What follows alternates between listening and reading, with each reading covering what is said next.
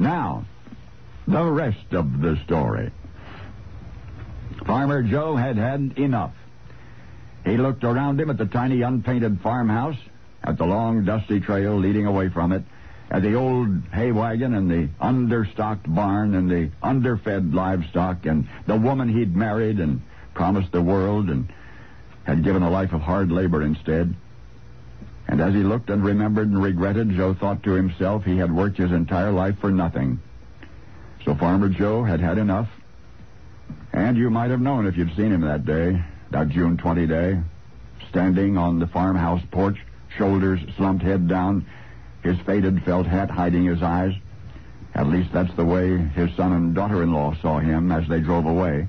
They would never see him again. For the next morning, Joe walked up behind his wife Susie in the farmyard and put a bullet in the back of her head. And then he went inside the farmhouse and put a pistol to his own temple.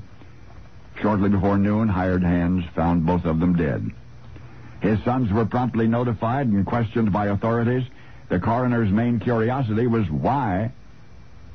Ernie told him how hard the Depression had been on farmers, particularly raisin farmers, and how worried his dad had been about making ends meet recent months, recent years. His sons had tried to encourage him, had said, "Look, Pop, one of these days liquor will be legal again, and we can make wine out of those grapes."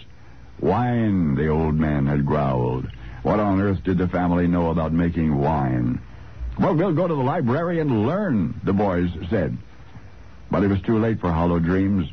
By then, Dad was much wearied by many long, lean seasons and overwhelmed by the financial difficulties of the moment. Too beaten down by yesterday and today to even want to embrace tomorrow. What a wasteful shame. A little over 5 months. That's all it would have been if Dad could just have hung on.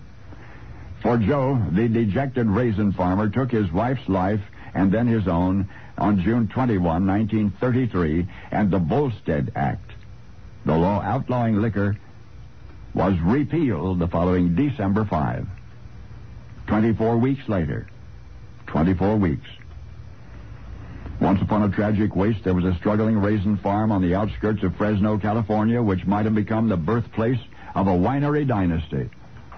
But Joe's grieving sons sold the 200 acres that had driven their dad to irresistible depression, and then they went to the Modesto Public Library, and from a pamphlet on fermentation, they learned the business that their father might have learned.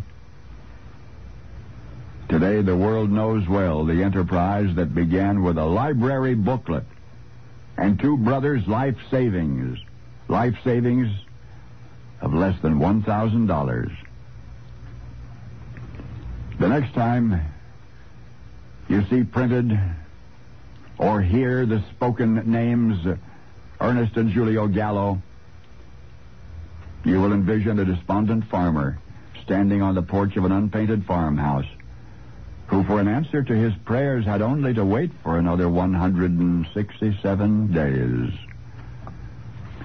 And you will know the rest of the story.